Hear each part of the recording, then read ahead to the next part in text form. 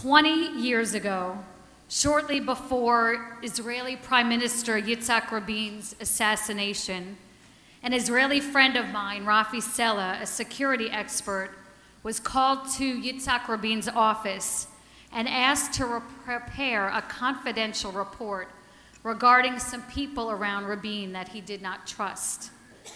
The day before Prime Minister Yitzhak Rabin was to attend a huge rally for peace in Tel Aviv, Rafi, my friend, told him he was worried they could not protect him in such a large crowd.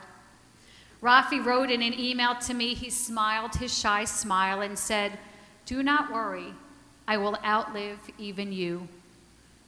How wrong Rabin was. He was killed at that rally the next day, November 4th, 1995. During Shiva at the Rabin house, Rafi ran into Prime Minister Ariel Sharon. Sharon was Rabin's bitter political opponent, but the two shared an ironic and close personal friendship. Sharon got up to hug Rafi and said, "Sadly, we killed him. We did not do enough to protect him."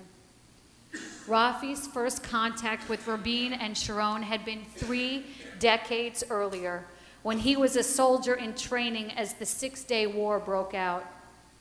Rafi had a creative battle strategy his commander utilized that spared hundreds and hundreds of Israeli army vehicles.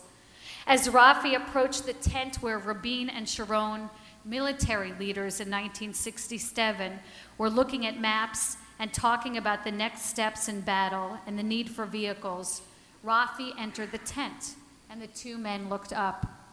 Sharon asked him how many vehicles Rafi had with him. Because of Rafi's battle strategy, he had saved 400 vehicles from being fired on, and so he answered, 400. Both men amazed, Sharon said to him, "No need to plan, as I am ready for the next assignment, since my supply convoy is here." Rabin then approached Rafi, shook his hand, and asked why he was not wearing officer ranks on his uniform. Rafi answered, "I am a soldier in training and haven't yet earned them." Rafi went over to one of the other officers in the tent, ripped the ranks off the shocked officer's uniform and put them on Rafi. He then gave me a hug and said, "You do not need any further training." That was Yitzhak Rabin. He was a man who never saw himself as acting alone. The smarts of a soldier in training meant as much to him as the highest-ranking military leaders. Why? Because Rabin devoted his life to being part of something larger than himself. While Israel marks the 20th anniversary of Rabin's assassination this year, there has been controversy because timed with the anniversary are the release of 2 documentaries on Rabin's killer, Yigal Amir. And in the past year, I have twice touched the gun that killed Rabin on visits to the National Archives, where it is kept with the bullets used, specially designed to enter and maim someone's insides. Ask anyone who knows me, and you will find I've been thinking about Yitzhak Rabin a lot lately. He is my hero, and I do not think about him only because of this anniversary and the 20th anniversary of the assassination in Tel Aviv. I'm thinking of him all the time, beyond the sad events of that horrible day, to what the man would want us to learn from his life as we mark his death in the midst of a very polarized Jewish world. I do not want to focus on the killer. I do not want to focus on the gun. I want to focus on what we can learn from the man with the perspective of this 20th anniversary, and I want to inspire you too as well. Rabbi David Hartman used to say, "They trained me at rabbinical school so that I would be able to answer people's religious questions. And I went to my first congregation in the Bronx teeming with excitement, armed with answers. I waited and waited, only to discover that no one had any questions. And then I realized that the task of a rabbi is to help people ask questions, not provide answers.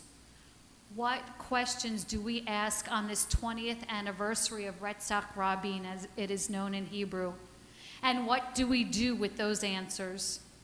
I worry that as time passes, we will lose our connection to the man and his life and how it can inspire us. I worry that like on the 21st anniversary of JFK's passing, when there was no marking of the event in Dealey Plaza in Dallas, for the first time since the shooting, we will forget to remember.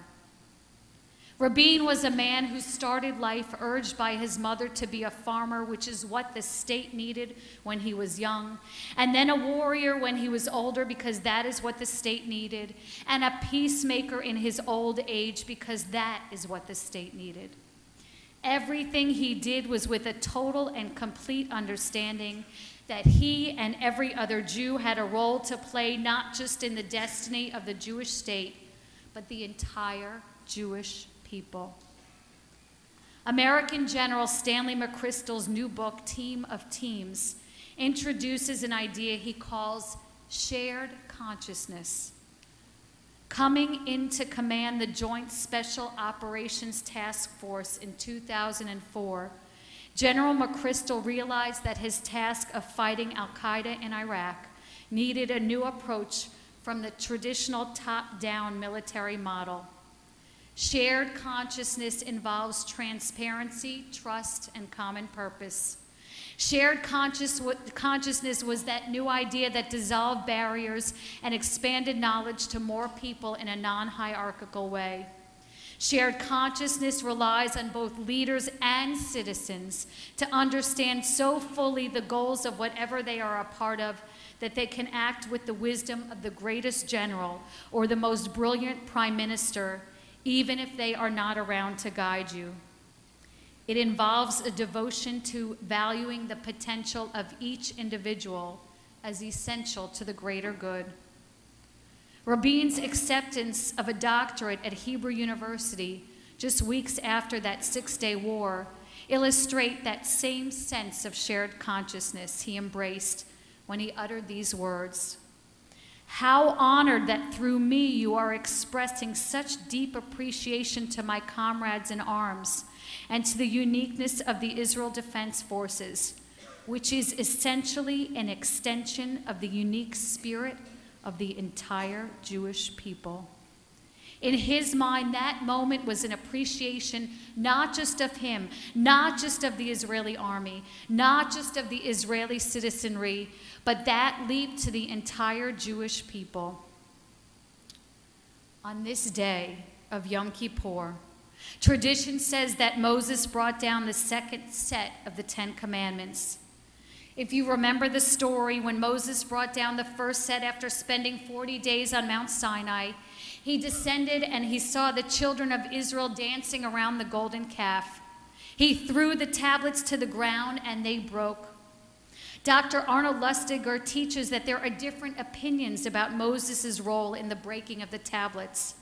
While most understand that Moses threw the tablets down in anger, there is another opinion, that Moses did not break the tablets deliberately, but they fell from his hands and broke on their own. You would expect that it would be far more difficult to carry heavy tablets up a mountain than down a mountain. How strange it was that they fell out of his hands on the descent, which should be easier. But something changed the second time Moses ascends and descends Mount Sinai. Moses went back up Mount Sinai the second time with a mission. It was as if in seeking God's forgiveness, he was bringing the entire people back up the mountain with him. Moses in this guise was capable of carrying not only the 2 tablets, but the entire Jewish world on his shoulders. That this event happened on this day of Yom Kippur is not just a lesson about the physics of mountain climbing.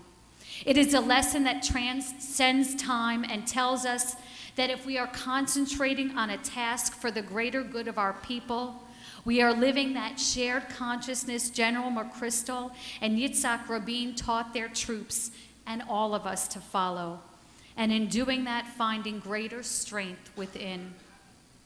The Jewish People Policy Institute in a recent report noted the state of Israel was established as the core state of the Jewish people Unlike other countries, Israel carries the responsibility of not just its citizens, but also shoulders the heavy onus for the future and security of the entire Jewish people.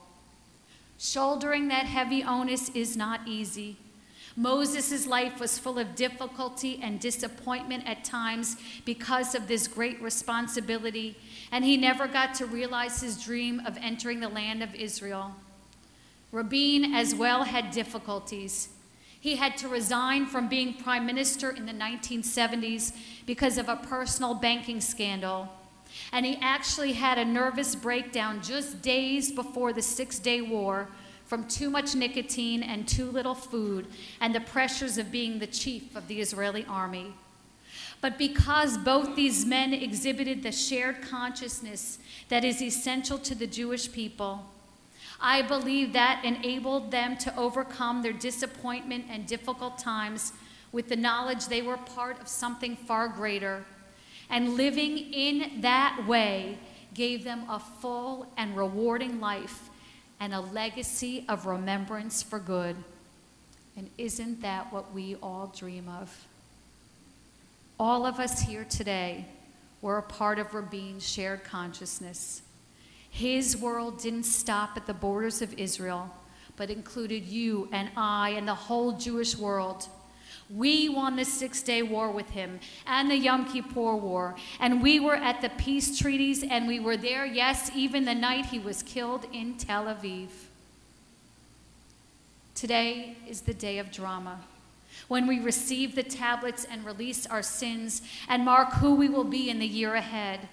But the challenge is not going up the mountain and coming here. This day is dramatic and beautiful and powerful. It is going down the mountain, buoyed by the idea that you are part of something greater than yourself. Like Moses, like Rabbi, that is our challenge. And keeping the shared, dare I say, sacred consciousness beyond this day matters most.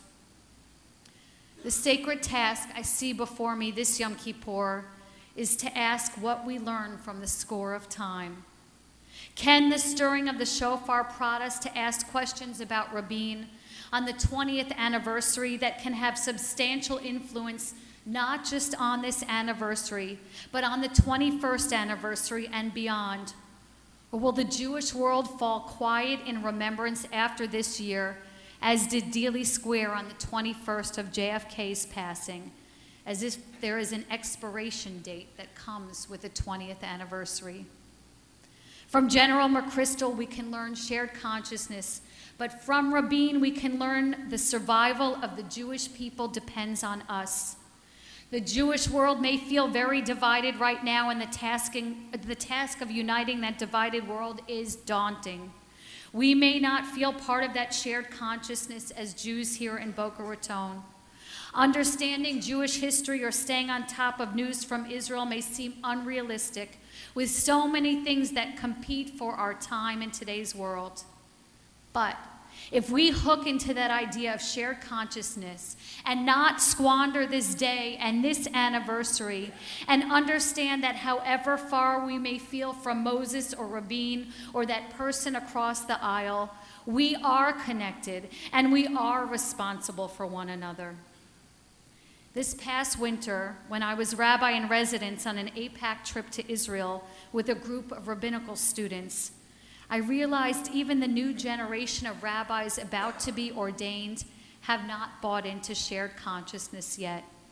And because there was no Rabin or Moses around to illustrate, I had to be the one to epitomize this idea that we are all essential and have a role as significant as Rabin or Moses, if but only we would accept it and act on it.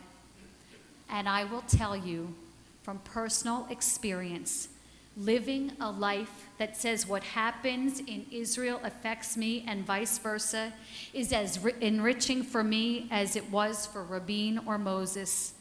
To embrace the idea of shared consciousness and your role as essential to the Jewish future provides power and meaning and a spiritual reward of being part of something greater than any one person, and allows you to take your place in the chain of thousands of years of Jewish history. but part of me worries we have failed. When Rabin stood on the White House lawn with Yasser Arafat and President Bill Clinton, who would make popular the phrase Shalom Chaver, goodbye friend, 2 years later at Rabin's funeral, in September of '93, Rabin declared, we have come from Jerusalem, the ancient land and eternal capital of the Jewish people, an anguished and grieving land, a home and a family that has not known a single year, not a single month, in which mothers have not wept for their sons. We have come to try to put an end to our hostilities so that our children and our children's children will no longer experience the painful cost of war, violence, and terror. We've come to hope and pray for peace.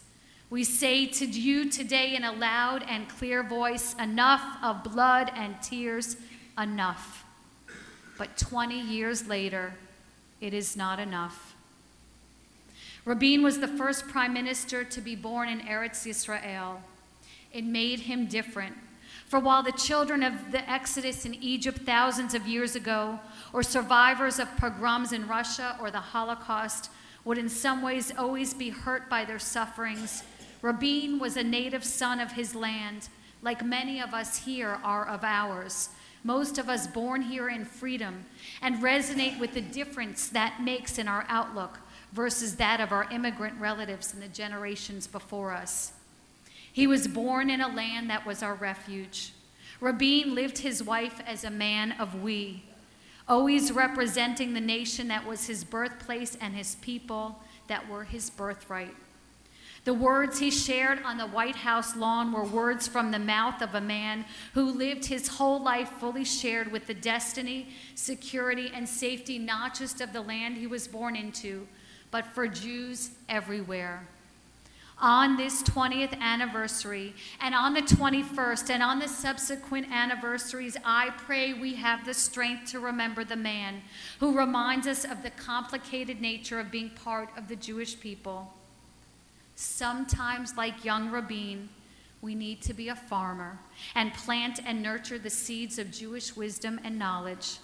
Sometimes, like the adult Rabin, we need to be a warrior and get wounded fighting to keep Judaism alive in a world where our freedom and success has led to our letting go of tradition and connection to our people. And sometimes, like the older Rabin, we need to see ourselves as a peacemaker, one essential and understanding that as much as we have suffered at the hands of our enemies, that one can work towards a day when Israel can know a time of shalom, of peace. Each of us has a role to play in achieving Rabin's dream of enough, if only we would dare try. Shalom Chaver and Shana Tova.